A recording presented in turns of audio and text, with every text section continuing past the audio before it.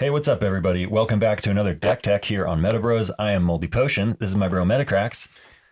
Man, I don't have a thing to say. Well, there you go. That's what you said. I haven't been planning it, as you can tell. I'm trying not to say, "Hey guys, hey guys." And, the one thing you shouldn't do when you're not planning it is go, "I got nothing to say." Well, I was hoping the brain would rev up to something. It didn't. So, hey guys. Hey guys.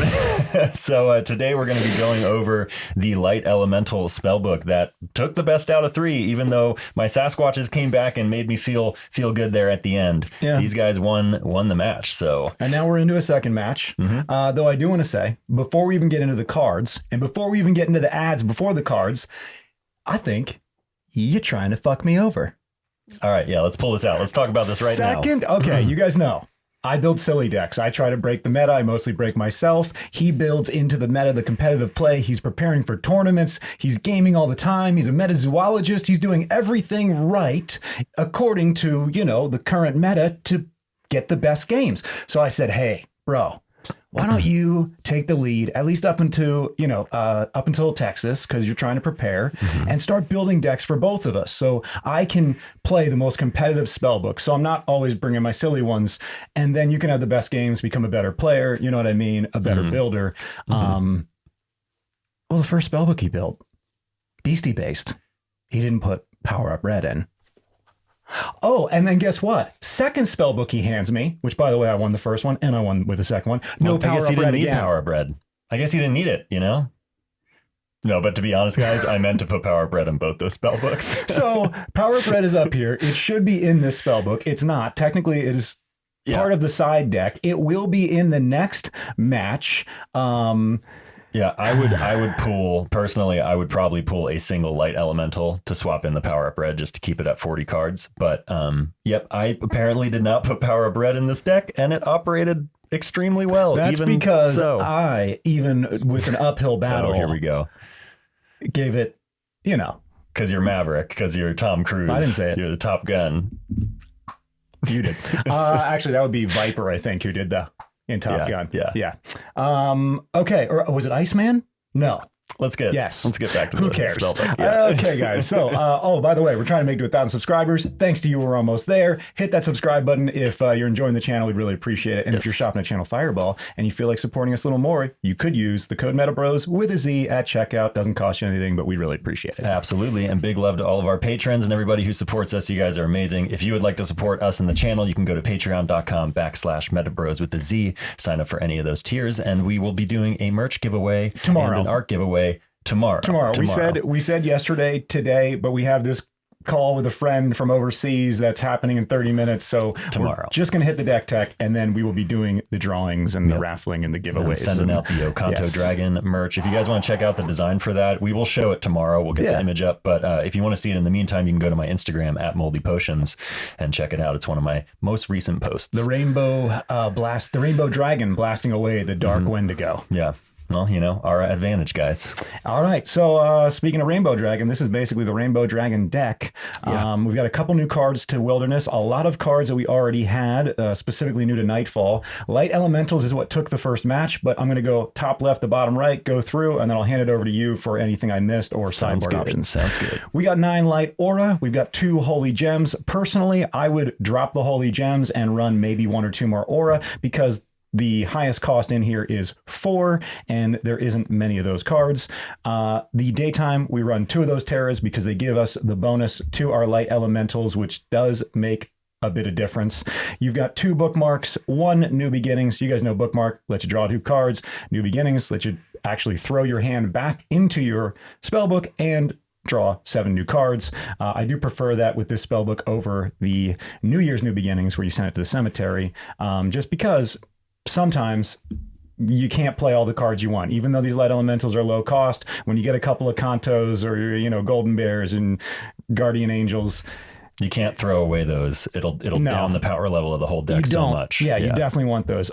Next, you have Lightning in the Bottles, which go amazing with the Light Elementals. And Lightning in the Bottle, you guys know, you get to awaken your beastie, attack again, or use the power, and it gives that beastie first strike. But this is primarily, at least from the games we played recently, still a light elemental powered spellbook. Yep. The light elementals cost 2 normally. However, if they're the only light page, if you only have light pages in the arena, they only cost 1. So you can get one of these guys out in your first turn. They have 20 life points. They have the spirit trait, so they cannot be targeted by attacks. They get a 20 bonus to the attack if that daytime Terra is in play, which does come in handy because their base attack normally deals 10. However, their base attack gives tokens that they create bonuses every time that it attacks. And their power kaleidoscope allows you to fatigue the light elemental and create a, is it 20 life point? Yeah. 20 life point, 20 damage, fleeting light beastie. Yep. That gets plus 10 damage and plus 10 life points every time a light elemental attacks a caster. Yeah. So you end up creating a bunch of tokens and then attacking directly with your light elementals to boost those tokens. So I primarily use the lightning on the bottles on my light elementals so that I can create as many tokens as possible and then attack the caster as many times. And I wait until that opening, until he has no blockers, so I can get all the damage with my light elementals through to the caster, because that's the only way that you give your stained glass tokens that bonus. And I don't want anyone to block them, and no one's attacking them because of that spirit trait. So you just have to time it right, and mostly an early game advantage is what you're going for. If you've got light elementals and lightning in the bottles in your hand, like with your first, draw, your first 7, you're good to go. You're going to be able to set up a pretty good arena control just with these little beasties. But that's not all the spellbook relies on, although that is all you really need to win. You have a great blocker in Golden Bear, who is new to Wilderness. Golden Bear costs 1 neutral, 2 light to contract, life points 45. You double the life points of Golden Bear when it's not your turn because he has the Defender trait. Now that is a temporary double, and because we count loss of life and damage with damage dice, in other words, we don't count down hit points, we count up damage or count up loss of life, marking it with damage dice. When you deal Golden Bear enough damage, like in this case it would have to be 90 when it's not your turn, and it passes back, that Defender trait is removed, so he goes back to the 45 life points, and if you dealt enough, he will die. Right. I said that weird. You actually only need to deal 45. But with Golden Bear, no, this is why he we call gains him, 20. This is why we recovers. call him Math Bear. Yep. Yeah, he All recovers 20 at the end of a turn in which he's damaged. So that complicates things a little bit. I should have read the card completely before confusing anyone. He gets an additional 20 bonus to the attack if the Forest Terra is in play, 20 bonus to the life points if the Daytime Terra is in play. His arena effect states, at the end of this turn, if this beastie was damaged, this turn, it recovers 20 LP. So that's where it gets tricky with Golden Bear. One more thing, I'll just finish reading the attack. The Golden Claw deals 20 base damage, and if you control 10 or more light pages, he gets plus 50 to the attack, which isn't necessarily impossible when you've got light elementals, 7 of them that only cost 1, and they can each create a stained glass token, so you can very quickly get to that 10, although I have not yet. It is possible. Very. So what the deal with Golden Bear is, back to this like whole Defender thing, when he has double the life points when it's not your turn, when he's defending, blocking. Technically, you do have to deal more than 45 to him. You actually have to deal a minimum of 65 damage. So that if he's damaged and at the end of that turn, he recovers 20 life points, you still have a total of 65 damage on him to end his life, right? Yeah, that's the tricky thing. Normally when a beastie has the Defender trait, what you do is you just look at the life points and you go, okay, that's how much damage I have to deal it. And even though it's not going to die, once the turn passes back to my turn and the Defender trait deactivates, like he said, the beastie will have enough damage accumulated that when its life points lower, it'll pass away. But Golden Bear pass away, that's funny. But Golden Bear recovers 20 any turn it's damaged. So instead of just looking at that 45 and thinking, okay, I got to deal at 45 damage, you have to add 20 to that because it's going to recover 20. Yes. And people everybody, it's so easy to forget it. You deal Golden Bear and you're like, I got him, right? And then you pass turns like, no, he recovered. He was He's okay. Reach. And then when you have the Daytime Terra in play and he's getting that additional 20, now you need to deal 85. Yeah. In a single turn, 85 is a lot of damage to deal. And he does not have the regen trait. He has this unique arena effect that only if he's damaged, he recovers 20 life points. Right. So I actually kind of like it better than regen in a way because he recovers more. Yep. And regen happens at the end of every turn. I believe you recover 10. Yes. Yeah. So Yeah. you recover twice as much only if you're damaged. But again, the defender, all this math in place, you basically got to deal him 85 if you want to kill him. Yes, and one more thing on this that I think is awesome.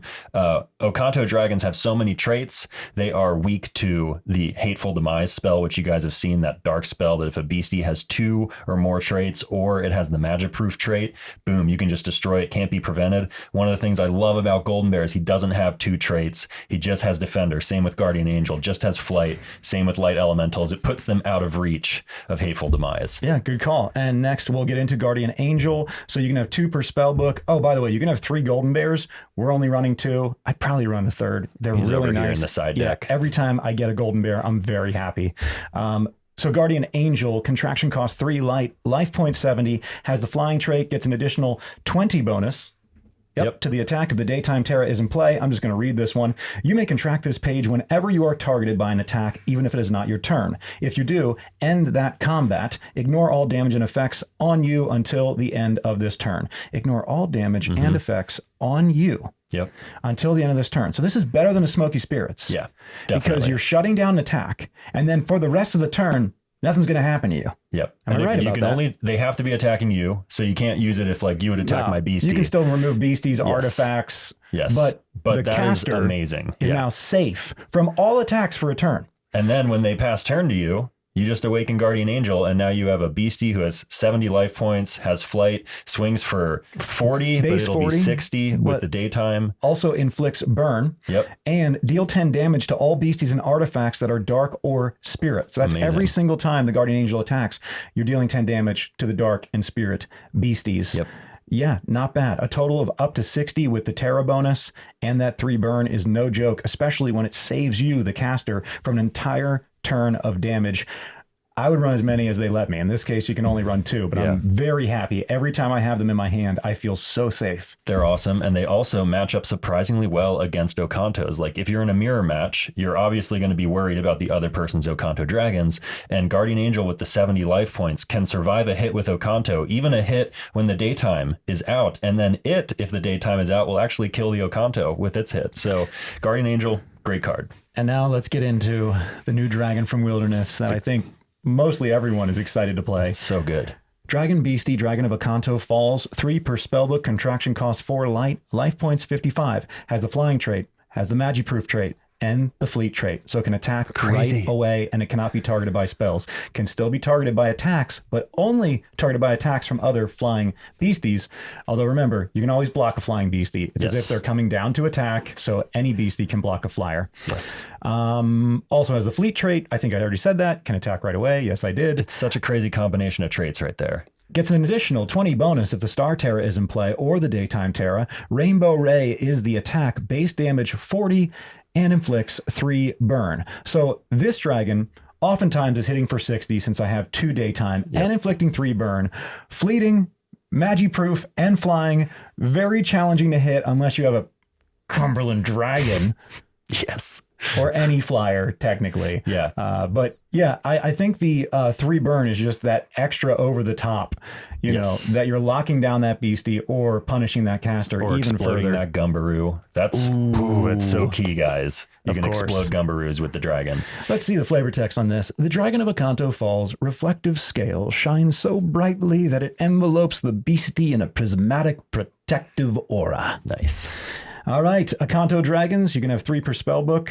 Again, I wish I could have more. Let me just say on that with the dragons, I know that we just said it doesn't match up well against Cumberland, doesn't match up well against Guardian, and I've mentioned before, it doesn't match up super well against Iowa Dragon. If you take those 3 beasties away, it matches up well against almost everything else in MetaZoo. It's so nasty because of the flight, the magiproof, and the fleet. It just puts it out of reach of so many decks that aren't built to deal with that exact type of beastie. So that's why Dragon is so good, is because you get 3 of them, and like Kets, when you bring it out, there's just not a ton of beasties that deal with it or match up well against it, and you get to attack right away. So I mean, just fleeting dragons are a big problem for the other player and a great advantage for the one playing them. Yep. Next, we have Banish. So Banish I actually overlooked for a while, but I get it. I'm happy to have it.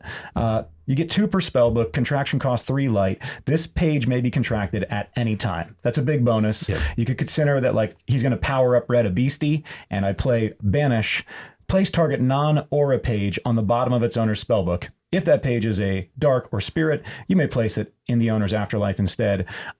Just getting it out of play, especially when it's power-up redded, it's an amazing feeling. And the fact that you can play it on your opponent's turn, in case you need to, you're keeping this 3 aura open, which also comes in handy with the Guardian Angel.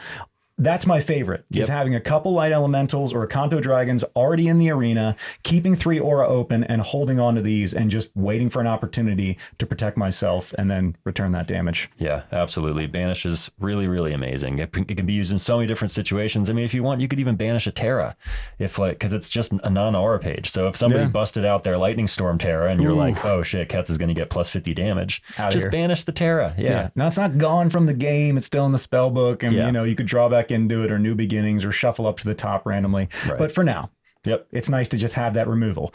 Speaking of removal, I think we have my personal favorite removal in the entire game of MetaZoo.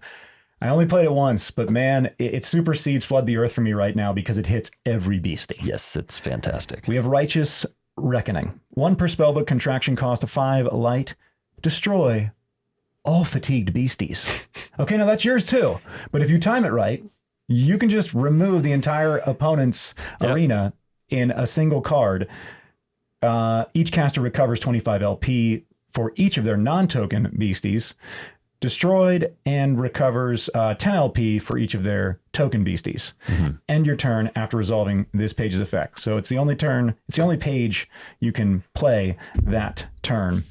Yeah, the only downside... No, you can play other pages up until this. Yeah. You just, after you play this, your turn's over. Yep. The only downside with it is that if you want to save your beasties, you just can't attack with them that turn, because Righteous Reckoning is going to destroy everything that's fatigued. So that's the only drawback, and that is a tiny drawback. To destroy everything that's fatigued and get to save all your own beasties, you just don't get to attack with them this turn. Yeah, I mean, I'm the one playing it, so I'm not going to do it when my beasties are fatigued. Right. I'm just going to wait for you to bring out a whole lineup of, tribal boosting, forest beasties, or if you just have a big one that just swung and I need to get rid of them, that's it. Yep. It takes care of it. Now, it can still be countered. Unlike Flood the Earth, I believe Flood the Earth cannot be countered. Correct. Right, because it's like a big wave, no one's stopping it. But flying beasties survive. So, and water beasties survive. So in a mirror match, Yeah. All right, finally, we have probably one of the most unbelievable cards in MetaZoo right now. For sure. I wish I would have gotten this into the arena and played it. It is Fountain of Youth. You know what? I forgot to hold the cards up to the camera the whole time. But whatever. I think you guys can basically see. Fountain of Youth, 1 per spellbook, contraction cost 1 neutral, 2 light, life points 75. 4th wall arena effect. At the end of each turn, target caster recovers 100 LP minus their age. Rejuvenation is the power. Fatigue this page, target beastie or caster recovers 75 LP and has all status effects removed. Now here's the thing. It's awesome, but it's even more awesome because you don't even subtract your age. Yep. You just get that 100 LP. The age is set to 0 because it's like a null effect at a tournament because it's your personal info. So the way they've ruled it is that it just gets 100 minus 0. So at the end of each turn, that's your turn. That's your opponent's turn. Target caster recovers 100 LP. Minus 0. So 100 LP. So 100 LP every turn. Single time you pass. This must be removed immediately. It has to be destroyed. Yes. And it's why I hesitated to play it and then regretted not playing it, because I had that turn with the Ocontos and the Lightning and the Dragons where I could have healed him in between and had a little more arena control and probably won the game. But the real reason I didn't win the game is because he intentionally excluded Powerup Red for the second time just to make sure I couldn't win. I understand this whole better builder, me the better player. It was really it's just the thought of a golden bear with Powerup Red was so horrifying to me. You couldn't let it happen. No, it was an accident. Here's our sideboard, guys. That's the main deck. It operates wonderfully just off of light elementals, a little defense from the golden bear, and then some tricksy spells. Well, not even spells, just tricksy beasties with the Guardian Angel, and the Oconto that can attack right away is challenging to get, and ending all fatigue beasties' lives with the Righteous Reckoning. That's about it. I probably would put in, like I said, another golden bear.